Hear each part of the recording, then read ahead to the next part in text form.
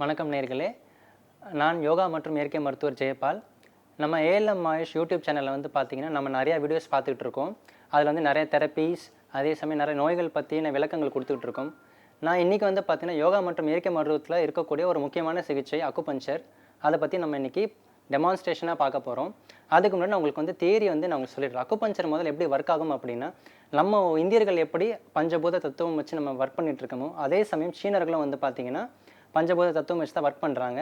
But விஷயம் என்னென்னா, அதில் ரெண்டு தத்துவம் மட்டும் மாறும். நம்மளது ஆகாயம், அதே சமயம் காற்று, இது ரெண்டுத்தையும் வந்து பார்த்திங்கன்னா அவங்க மெட்டல் அண்ட் வுட்டுன்னு மாற்றிப்பாங்க. மீதி எல்லாமே அந்த நெருப்பு, நீர், நிலம் எல்லாமே ஒன்று தான். ஸோ அது ரெண்டு மட்டும் அவங்க மாற்றிப்பாங்க. இந்த பஞ்சபூதங்களை வச்சுட்டு தான் வந்து அவங்களோட தியரி எல்லாமே ஒர்க் ஆகும். ட்ரீட்மெண்ட்டும் அதை பேஸ் பண்ணி தான் இருக்கும். ஸோ அக்குபஞ்சர் வந்து பார்த்தீங்கன்னா ஸ்டிமுலேஷன்ஸ் நீடில் வச்சும் கொடுப்பாங்க, நமக்கு ப்ரெஷர் வச்சும் கொடுப்பாங்க, இல்லை டச் பண்ணியும் கொடுப்பாங்க. இந்த சக்தி ஓட்ட பாதைன்னு வந்து பார்த்திங்கன்னா உடம்புல வேறு ஒரு டைமென்ஷனில் இருக்குது. இப்போ நம்ம உடம்பை வந்து நம்ம கண்ணால் பார்க்க முடியுது. அக்குபஞ்சரில் சொல்லக்கூடிய அந்த எனர்ஜி மெரிடியன்ஸ் வந்து பார்த்திங்கன்னா சக்தி ஓட்ட பாதைகள் நம்ம கண்ணுக்கு தெரியாது. பட் இருந்தாலும் அது நம்ம பாடியில் இருக்கக்கூடிய முக்கியமான ஃபங்க்ஷன்ஸை கவர்ன் பண்ணிக்கிட்டே இருக்குது. ஸோ இப்போது இந்த பஞ்சபூதங்களோட வந்து பார்த்திங்கன்னா நம்மளோட வைட்டல் ஆர்கன்ஸை வந்து அக்குபஞ்சரில் கனெக்ட் பண்ணுவாங்க. எடுத்துக்காட்டுக்கு இந்த மெட்டல் எலிமெண்ட்டோட வந்து பார்த்திங்கன்னா, மெட்டல் வந்து காற்று, அதாவது நம்மளோட எலிமெண்ட் பொறுத்தவரை காற்று, லங் அண்ட் லார்ஜ் இன்டெஸ்டைன் சொல்லுவாங்க. ஸோ காற்றோட எஃபிஷியன்சி வந்து பார்த்திங்கன்னா நமக்கு லங்ஸ் ஆக்சுவல் லார்ஜ் இன்டெஸ்டைனில் இருக்கும். இப்படி நமக்கு அந்த ஒரு எலிமெண்ட்டுக்கும் ஒரு ரெண்டு ஜோடியாக வந்து பார்த்திங்கன்னா ஆர்கன்ஸை வந்து கனெக்ட் பண்ணுவாங்க.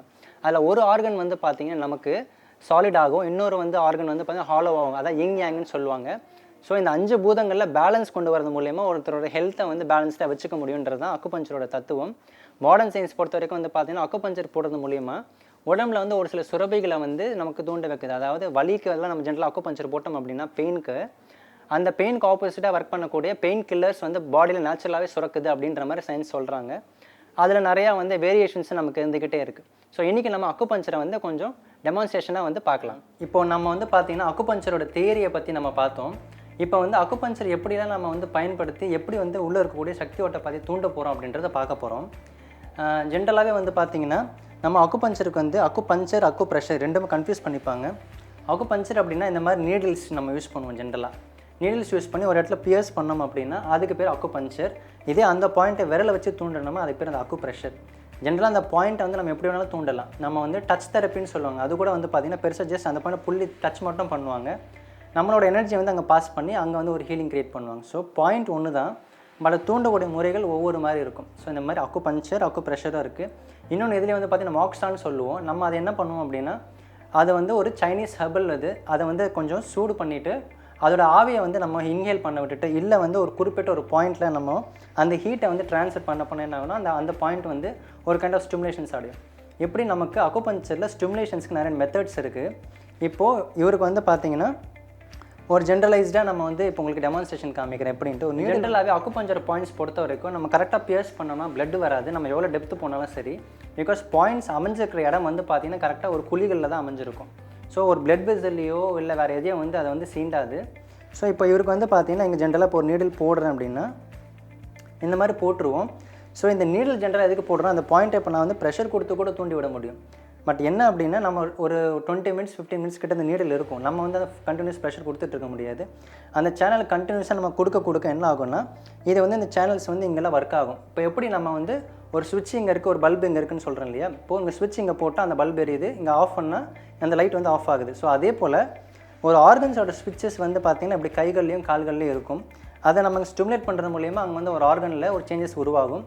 அதை வந்து நம்ம அதில் 2 டைப் இருக்குது. ஒரு மெரிடியன் வந்து ஸ்டிமுலேட் பண்ணுறதும் இருக்குது, அதே சமயம் வந்து அதை அடக்கி வைக்கிறதும் இருக்குது.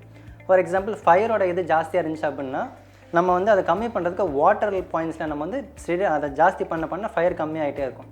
ஸோ இப்படி வந்து பார்த்தீங்கன்னா ஸ்டிமுலேஷன்ஸ் வந்து ஒரு மாதிரி நமக்கு அக்குபஞ்சரில் கொடுத்துட்ருக்கோம். இது குறிப்பாக ஒரு டிப்ரெஷன், அதுவும் குறிப்பாக அந்த மேல் இன்ஃபர்டிலிட்டியில் வந்து பார்த்திங்கன்னா டிப்ரெஷனில் இருக்கவங்க, இல்லை ஒரு அடிக்ஷனில் இருக்கவங்க, அதே சமயம் உடன் பருமன் இருக்குது, மோஸ்ட்டாக அவங்களுக்கு அந்த ஸ்ட்ரெஸ் ஒரு பெரிய ஃபேக்டராக இருக்கும். அது எல்லாத்துக்குமே வந்து பார்த்திங்கன்னா அக்குபஞ்சர் வந்து ஒரு பெரிய மேஜிக்காக அமைஞ்சிக்கிட்டு இருக்குது. அது முக்கால்வாசி பேர் வந்து பார்த்திங்கன்னா டி அடிக்ஷன், அதாவது சிகரெட்டு இல்லை மது பழக்கம் இருக்குது அப்படின்னா அதை வந்து பார்த்திங்கன்னா நம்ம ஒரு சில நீடில் ஸ்டாப் பண்ணுற மூலயமா அந்த பழக்கத்துலேருந்து அவங்களை கொஞ்சம் கொஞ்சமாக விடுபட வைக்கிறதுக்கும், அதே சமயம் அந்த டிப்ரெஷன், அதே சமயம் அந்த மன உளைச்சல் அந்த மாதிரியான விஷயங்கள்லாம் நம்ம நீடில் போட்டோம்னா, நம்ம நீடில் போட்ட 20 மினிட்ஸ் அடுத்த செகண்டே வந்து பார்த்தீங்கன்னா எடுத்ததுக்கப்புறம் ஒரு டீப் ரிலாக்ஸேஷன் அவங்க முகத்தில் நீங்கள் பார்க்கலாம். வரப்போ அந்த முகத்தில் அந்த இறுக்கமும், அதே சமயம் அந்த டென்ஷனும் வந்து பார்த்தீங்கன்னா நீடில் நம்ம எடுத்ததுக்கப்புறம் முகத்தில் அப்படி ஒரு காம்னஸ், ரிலாக்ஸேஷனோட போவாங்க. ஸோ இந்த மாதிரி ஒரு 4-5 சிட்டிங் வந்தாங்க அப்படின்னா நம்ம டிப்ரெஷன் எடுத்துட முடியும். அது வந்து மேல் இன்ஃபர்டிலிட்டிக்கு ஒரு பெரிய ஒரு தடையாக இருக்குது. இப்போ நம்ம அக்குபஞ்சர் பற்றின டெமான்ஸ்ட்ரேஷன் நம்ம பார்த்தோம். அது வந்து ஒரு சின்ன ஒரு விஷயந்தான். அக்குபஞ்சர் வந்து பார்த்திங்கன்னா ரொம்ப டீப்பரான சயின்ஸ். அதனுடைய விளக்கங்களும் சரி, அதனோட தியரியும் சரி, அதோட ஹெல்த்தை பற்றின அண்டர்ஸ்டாண்டிங்குமே ரொம்ப டெப்த்தாக இருக்கக்கூடிய விஷயம்.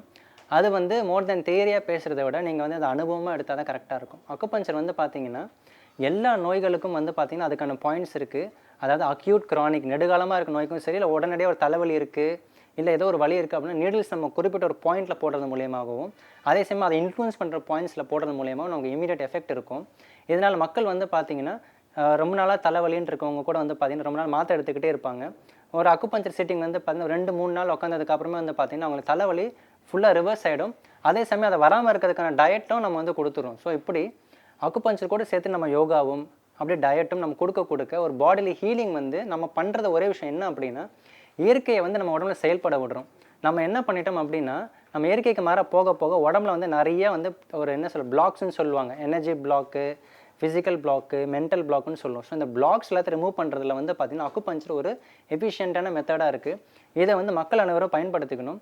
ஏஎல்எம் ஆயுஷில் வந்து பார்த்திங்கன்னா நம்ம இன்னுமே இதை சிறப்பாக ஒவ்வொருத்தர் பல்ஸ் பார்த்துட்டு, அதே சமயம் சிம்டமேட்டிக்காகவும் பார்த்துட்டு, அவங்களுக்கு என்ன பிரச்சனைன்றது இண்டிவிஜுவலாக நம்ம வந்து அணுகிட்டு அக்குபஞ்சர் மூலயமா இமீடியட்டாகவும் க்யூர் பண்ணக்கூடிய விஷயங்களும் இருக்குது.